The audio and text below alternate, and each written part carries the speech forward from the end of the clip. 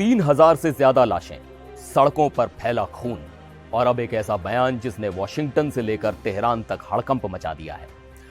Iran के supreme leader Ayatollah Ali Khamenei ने अपनी चुप्पी तोड़ दी है।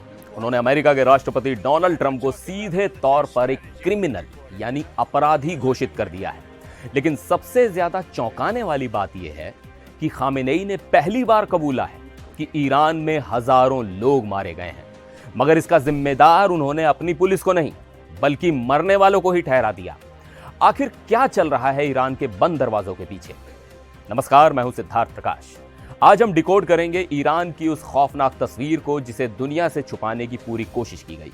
प्रोटेस्ट, मौत और सियासत की इस कहानी में अब रूस की भी एंट्री हो गई है। सबसे पहले बात उस बयान की जिसने जियोपॉलिटिक्स का पारा चढ़ा दिया है।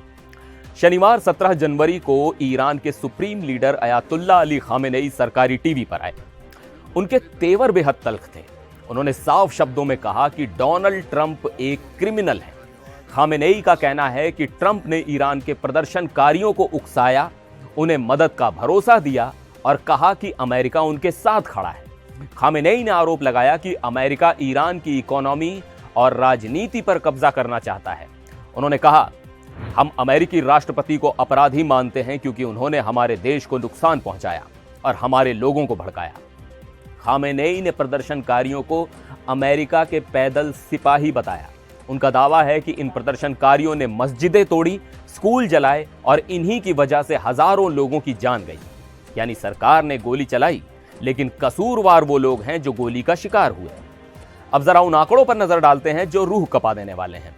America based human rights activist news agency के मुताबिक 28 दिसंबर से शुरू हुए इन दंगों में अब तक कम से कम 3090 लोग मारे जा चुके हैं।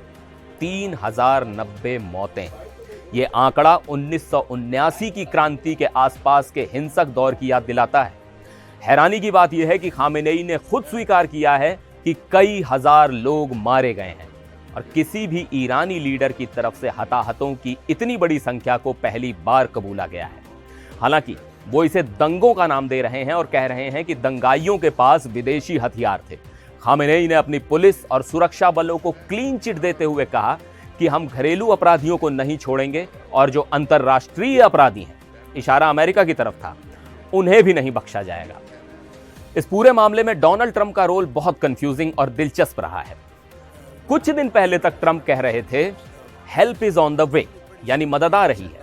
उन्होंने चेतावनी दी थी कि अगर ईरान ने प्रदर्शनकारियों को मारा तो अमेरिका चुप नहीं बैठेगा। लेकिन खामेनेई के बयान से ठीक एक दिन पहले ट्रंप के सुर अचानक बदल गए। ट्रंप ने एक बहुत ही नरम बयान दिया। उन्होंने कहा, ईरान ने 800 लोगों की फांसी रद्द कर दी है और मैं इस बात का सम्मान करता हूं। ट्रंप ने यह नहीं बताया कि उन्हें यह खबर किसने दी, लेकिन जानकारों का मानना है कि यह ट्रंप का मिलिट्री एक्शन से पीछे हटने का इशारा है। एक तरफ वो प्रदर्शनकारियों को हेल्प का वादा कर रहे थे और अब वो ईरानी सरकार के फैसलों की तारीफ कर रहे हैं। क्या अमेरिका ने प्रदर्शनकारियों को बीच मझधार में छोड़ दिया है? ये एक बड़ा सवाल है। ईरान सरकार ने इस आंदोलन को कुचलने के लिए अपना सबसे पुराना हथियार इस्तेमाल किया, इंटरनेट शटडाउन। 8 जनवरी को पूरा इंटरनेट ब्लॉक कर दिया गया था और अब 17 जनवरी को धीरे धीरे कुछ इलाकों में इंटरनेट बहाल किया जा रहा है। बिजनेस और बैंक ठप पड़ने लगे थे, शायद इसीलिए ये ढील दी गई है। लेकिन सोशल मीडिया अब भी पूरी तरह कंट्रोल में है।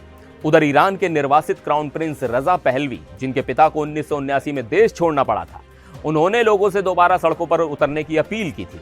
उन्होंने 17 से 19 जनवरी तक प्रोटेस्ट का कॉल दिया था, लेकिन तेहरान की सड़कों पर सन्नाटा है। लोग डरे हुए हैं। पहलवी की अपील का कोई खास असर दिखता नजर नहीं आ रहा है।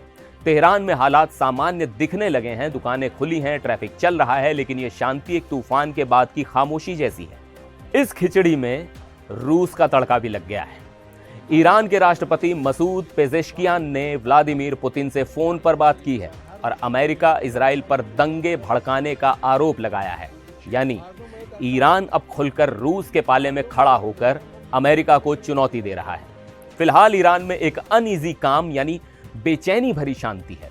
3000 से ज्यादा लोग मारे जा चुके हैं, इंटरनेट टूटा फूटा चल रहा है और अमेरिका के तेवर नरम पड़ते दिख रहे हैं। तो क्या यह आंदोलन खत्म हो गया है या ये किसी बड़ी क्रांति की तैयारी है? खामेनेई का क्रिमिनल वाला बयान बताता है कि वो झुकने वाले नहीं हैं। हालात बहुत तेजी से बदल रहे हैं। एक तरफ 3000 से ज्यादा लाशें हैं और दूसरी तरफ अमेरिका का बदलता हुआ रुख। जाते जाते आपके लिए एक बहुत बड़ा सवाल छोड़कर जा रहा हूं। जिस तरह डोनाल्ड ट्रंप ने पहले प्रदर्शनकारियों को मदद का वादा किया था और अब अचानक वो ईरान सरकार की तारीफ कर रहे हैं, क्या आपको लगता है कि अमेरिका ने ईरान की जनता को बीच मझधार में धोखा दिया है, या फिर यह ट्रंप की कोई नई और गहरी चाल है? अपनी राय नीचे कमेंट बॉक्स में लिखकर जरूर बताइएगा। फिर मिलेंगे एक और वीडियो में। आप देखते रहिए एनडीटीवी इंडिया।